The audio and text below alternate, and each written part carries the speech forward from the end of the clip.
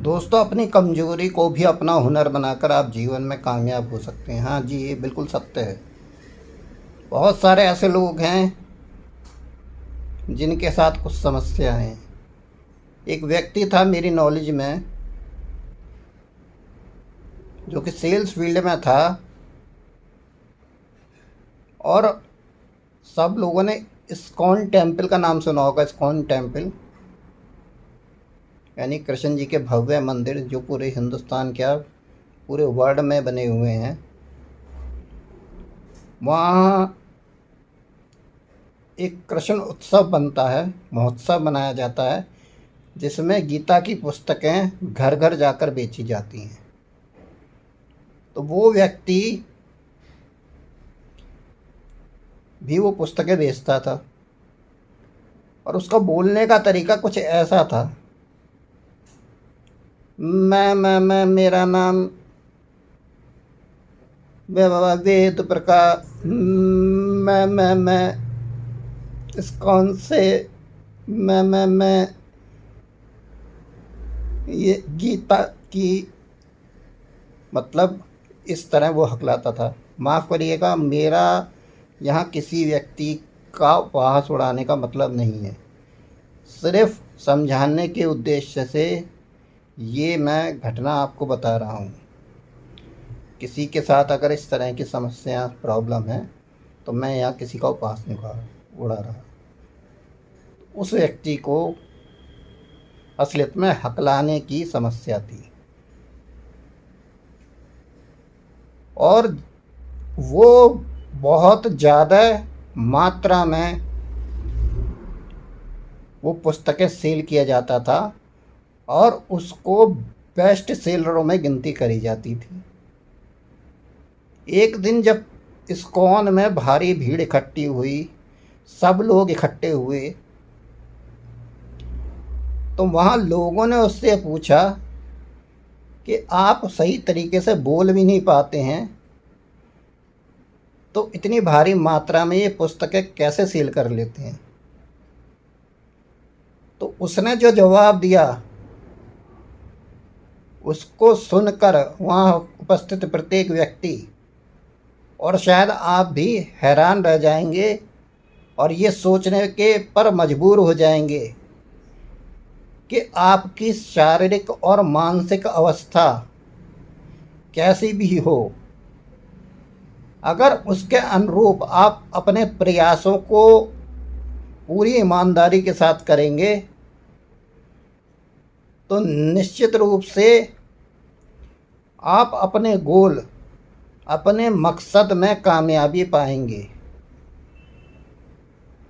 अब जब उससे एक क्वेश्चन पूछा गया कि आप इतने बड़े सेलर कैसे बन गए, तो उसने बताया कि ये पुस्तकें हमें घर घर जाके बेचनी होती हैं, और जब भी मैं किसी के घर जाकर बैल बजाता हूँ, तो विशेषकर महिलाएं ही घर पर होती हैं।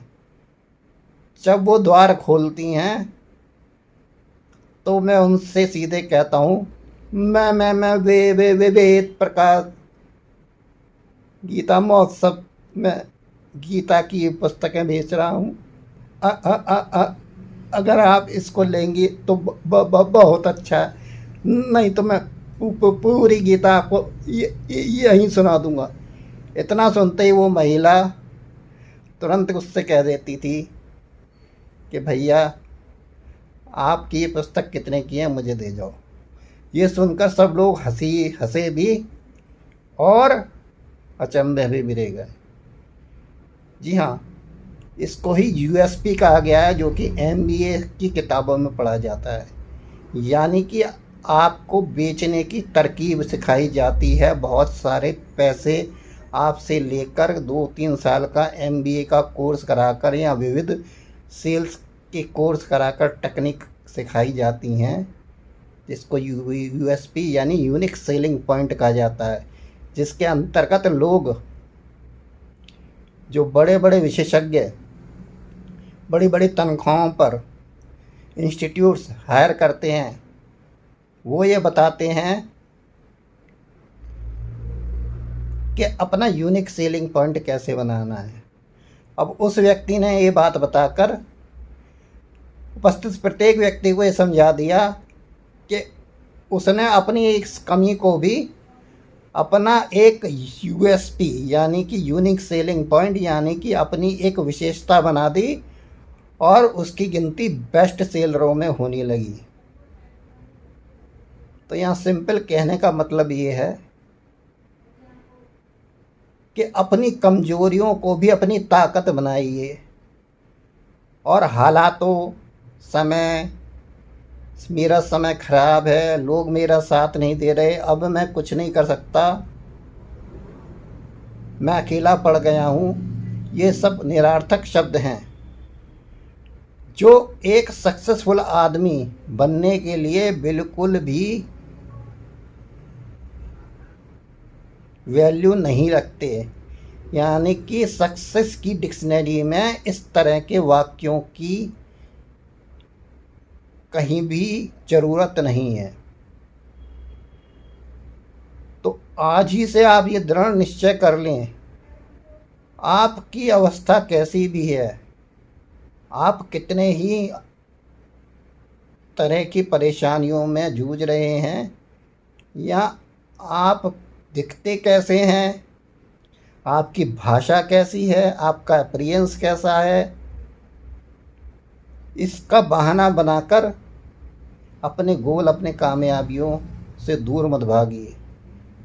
क्योंकि जितने भी कामयाब लोग हुए हैं ना तो उनके पास बड़ी शिक्षा थी, और जितने बड़े अभिनेता हुए हैं अगर उनको आप देखेंगे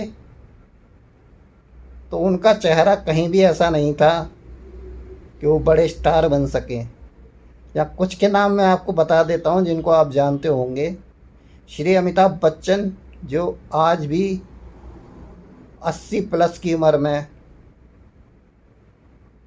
कामयाबी की सीढ़ियों पर चढ़ते जा रहे हैं, एक समय में लोगों ने उनकी आवाज़ को, जो कि उनकी यूएसपी है, ये कह के ठुकरा दिया था कि आपकी आवाज़ में बहुत भारीपन है, आपकी आवाज़ सिल्वर स्क्रीन के लिए अच्छी नहीं है। इसी तरह और बड़े बड़े कलाकार, नसीरुद्दीन शाह जो शुरुआती दौर में आए तो उनका चेहरा इस तरह का था कि वो कहीं से भी बड़ी स्क्रीन पर आने के लायक नहीं माने जाते थे, लेकिन वो कामयाब हुए। इसलिए प्रयास करिए, निरंतर प्रयास करिए और ऊपर वाले पर विश्वास हमेशा रखिए, क्योंकि उसके घर में देर है अंधेर नहीं। अगर आप सच्चे मन से निरंतर प्रयास करेंगे तो एक ना एक दिन वो आपको इतना देगा जिसकी कल्पना आपने की भी नहीं होगी, और आप सोचने पे मजबूर हो जाएंगे कि ये तो मैंने मांगा भी नहीं था, सोचा भी नहीं था, ये मुझे कैसे मिल गया। इस वीडियो में यहीं तक, अगली वीडियो में मिलते हैं एक नए विचार के साथ। तब तक के लिए अपना ख्याल रखिए। आपका जीवन अनमोल है, बहुमूल्य है। आप स्वस्थ रहें, व्यस्त रहें, मस्त रहें। धन्यवाद। जय हिंद।